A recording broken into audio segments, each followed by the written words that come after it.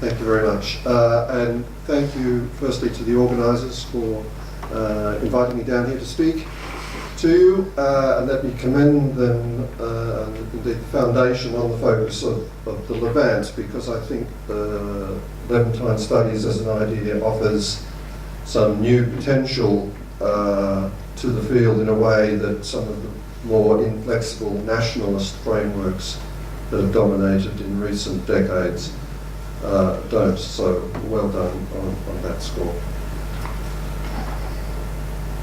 From the middle of the 19th century until the outbreak of the First World War, large numbers of workers from Italy, Greece and other principally southern European countries migrated to the Eastern Mediterranean.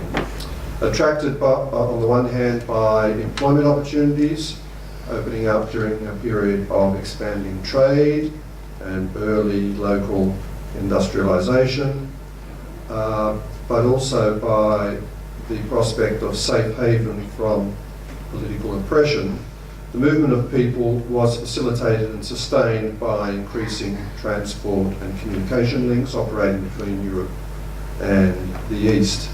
In time, these working communities would establish themselves across the region, particularly in Egypt and Turkey, forming local societies, educational institutions, publishing newspapers, periodicals, and establishing political associations. It's with Egypt that I'll be principally concerned today, in a way that you will soon see.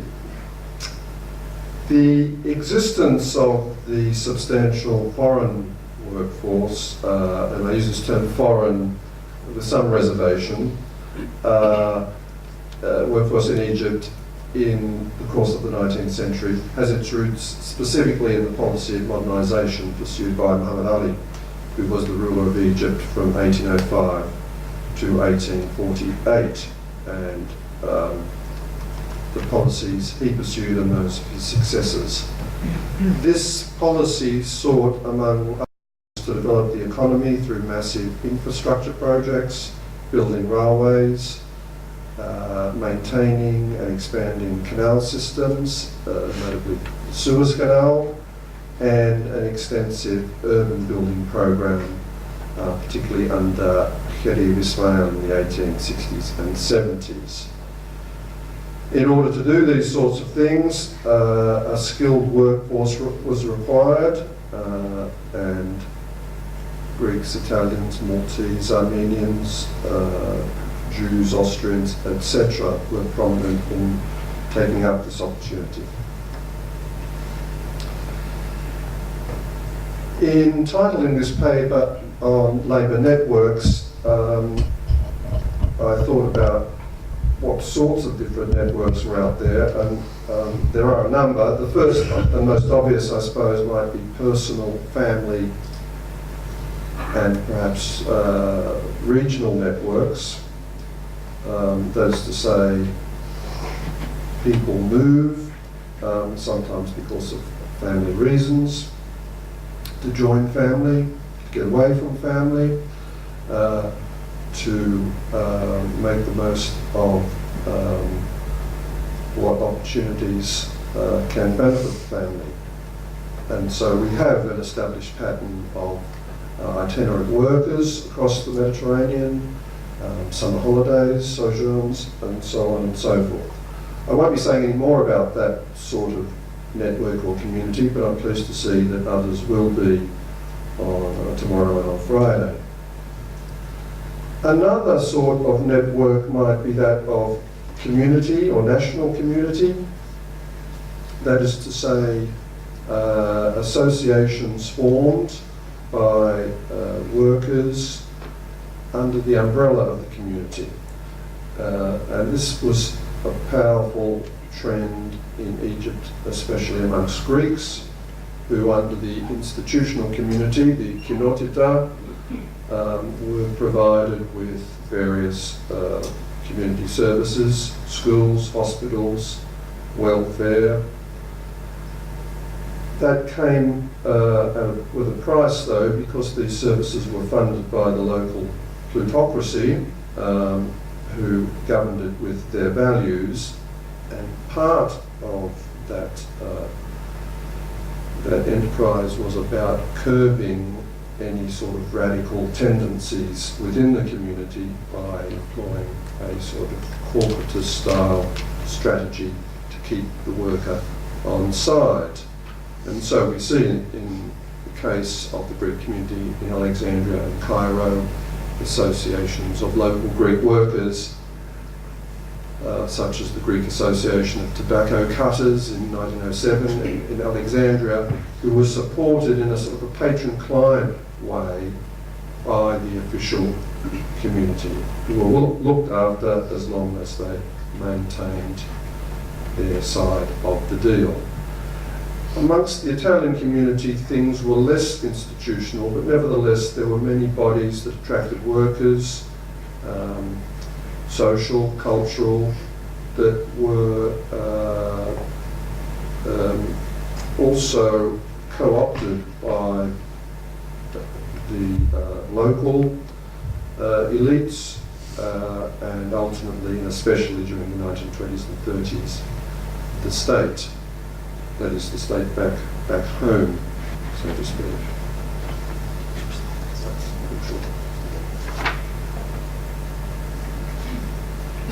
The third type of network, though, that I want to speak to now at some length, at least in the length I'm allowed, is an internationalist network. That is, whether we call it internationalist, international socialist, anarchist, a community that looks beyond the borders of its own ethnic, religious or linguistic community and has a more internationalist vision of belonging. Let me give you a little background of this community in Egypt. First signs of internationalist activity in the 1860s, though formally you might say it's in 1876 when a section of the First International, which had been formed in this city in 1864 by Messrs. Marx, Engels and others, branches were formed in Alexandria, Cairo and on the canal, or what would be the canal, that sent delegates to international congresses in the later 1870s. There was also a confederation of the International, First International, amongst activists in Constantinople and in Egypt. And in fact, this speaks to a broader network of connections across the Eastern Mediterranean. It includes Izmir, Athens, Beirut, and Palestine. In order just to illustrate this, I'll show you something that you probably can't read, but you'll have to take it on faith, that this is a note written by the branch of the International in Constantinople, vouching the credentials of Luigi Collini, who was going, well, he ended up in Egypt, but this was a note it was a letter of reference, and you might, if you could see it, you would see it's the date is 1882, February. At the top, it's headlined "No address and no nessun domine, no duties, no post." This is an anarchist passport, as perhaps I like to call it, and it says something about the network that is cast across the Eastern Mediterranean of like minds. These connections are maintained in the 1890s and are in fact found on the front page of newspapers in October 1898, when there is a conspiracy said to have existed amongst anarchists in Egypt, Palestine, and probably Constantinople to assassinate Kaiser Wilhelm, who was visiting Jerusalem at that time. That seems to have been cooked up by the police actually as a way of getting at the local activists in Alexandria, and they were ultimately found innocent of, certainly of that charge.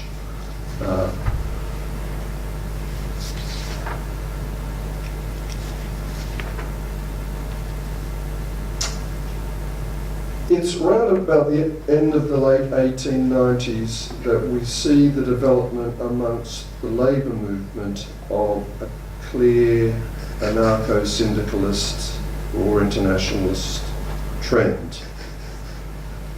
This is evident in the formation of a number of so-called international unions, or Nikaba Mukhtalafia, mixed unions in the Arabic, first amongst cigarette workers, tailors, later employees of public transport companies, printers. They are notably multicultural, we might say, in contemporary language, but multi-ethnic bodies in which certainly Italians and Greeks dominate, but there are members from many other communities, including Egyptians themselves. And these international unions take rather a different approach to defending their interest than some of the Greek unions that I mentioned earlier that were, enduring the bear hug of the institutional community. It's these sorts of unions, the international unions, that talk more about an international brotherhood, solidarity, and who eschew explicitly national categories and talk about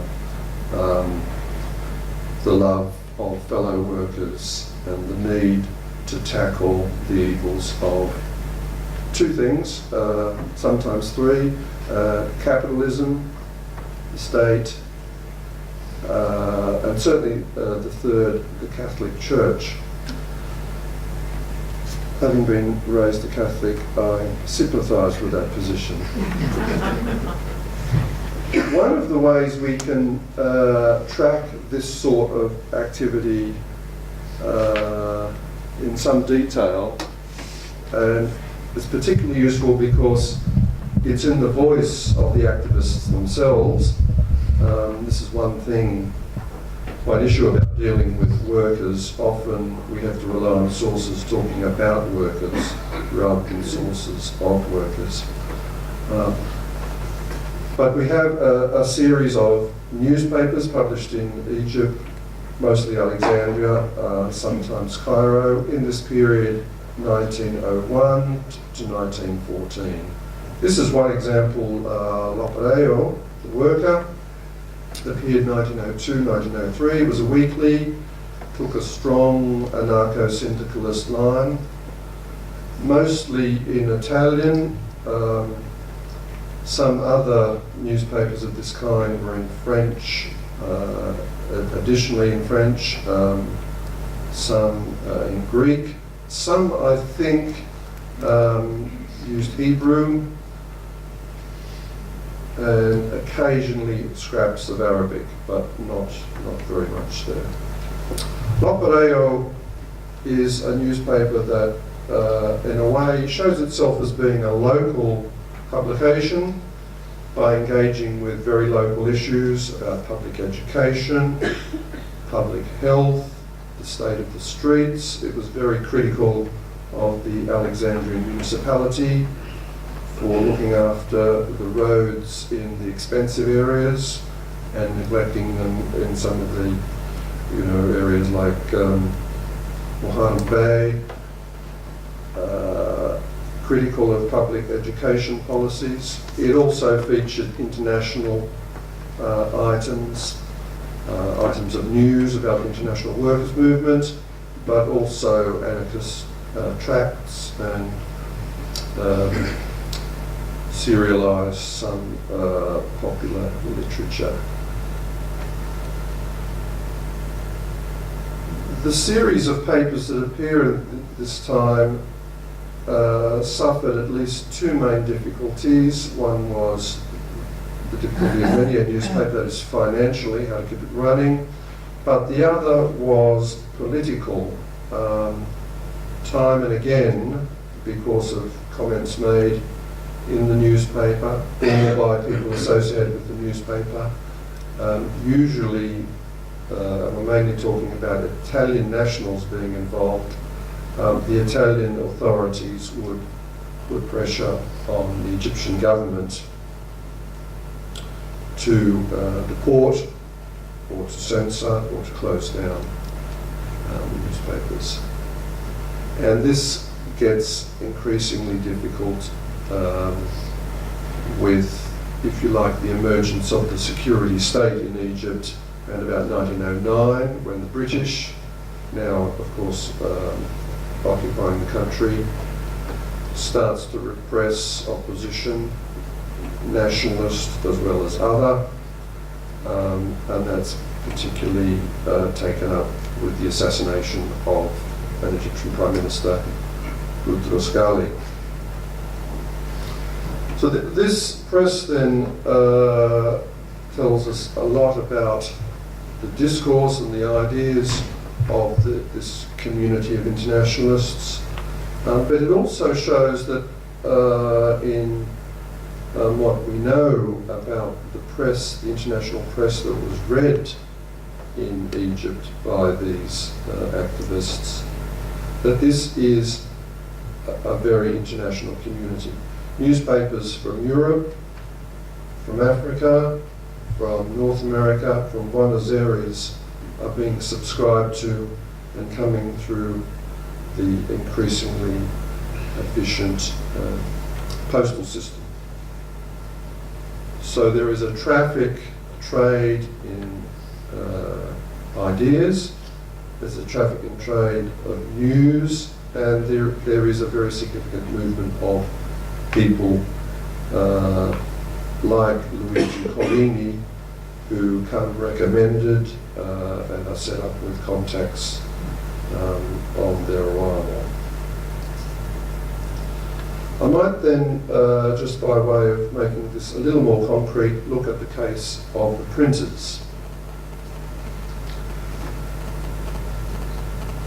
which will show not simply, well, I'll be pointing to the internationalist trend, but also the challenge to that trend, that is a more national framework. So printers and print workers are one of the new categories of employees, skilled tradesmen, who were particularly open to the sort of activism that sought to deal with some of the excesses of capitalism and of state authority. And it's a particularly interesting trade because of its linguistic dimension. It has quite a diverse character in terms of the sorts of people that are working as printers. There's no single nationality or language group dominating. So in 1898 in Cairo, we have what seems to be possibly the first Printers Mutual Aid Society, formed mostly by Italians, but subsequently attracts Greeks and Egyptians. In 1902, that is repackaged under the influence of an anarchist, Pietro Vasai from Florence, who has a long record of anarchist activism in front of him. He will use the union and other unions, building them into a broader body, a resistance league, and will seek to push a radical program of not just of improvement of the conditions of workers, but supporting the creation of Camera de Lavoro, a workers' exchange, and to get improve the situation for education. This union, both in Alexandria and Cairo, will be prominent in the May Day parades putting out posters, marching, distributing manifestos. But there will be a split in the Union around about 1909 in two ways. One is a group of Italians who want to break away from the Union and to form something Italian, an Italian Mutual Assistance Society, which I think is clearly something tied up with the more conservative formal Italian community. And on the other hand, Egyptian printers who are being wooed by the nationalist movement at this time, led by Muhammad Farid, and they're decanted from the International Union. In the years that follow, up until 1914, there's a bit of a tug of war going on between, if you like, those workers attracted to a more internationalist perspective and those who are following a more national discourse. In the end, it comes together in the thing known as the 1919 Revolution, where there is a broad protest across the country by Egyptians and by these sorts of foreigners. Other foreign communities may have felt differently, to demand the withdrawal of Britain from Egypt. That doesn't happen. Instead, there is a constitutional settlement, 1922, which gives Egypt self-government. The British do stay, of course, until 1956. Let me just end on this final point. This is a quote from L'Unione. This is a newspaper in 1914, also anarchist. And I've quoted a couple of things just to give you the flavour of the rhetoric of the anarchist position. We don't forget who we are and that we should live here, that is in Egypt. And above all, that capital is our common enemy, whether European worker or native worker. So, stressing this point that we need to show solidarity with our Egyptian fellows. That wasn't always the case amongst foreign communities. And then a more abstract statement. Labour has no frontiers or language, therefore we make no issue of nationality, of religion, or of race. That crystallises something very important in the way these workers saw themselves. But, of course, this feeling of internationalism would be undermined after the First World War, both by Egyptian and European nationalisms. And the anarchist movement itself would fade away and be taken over after 1917 by the call of the Communist Party, but that's another story. Thank you.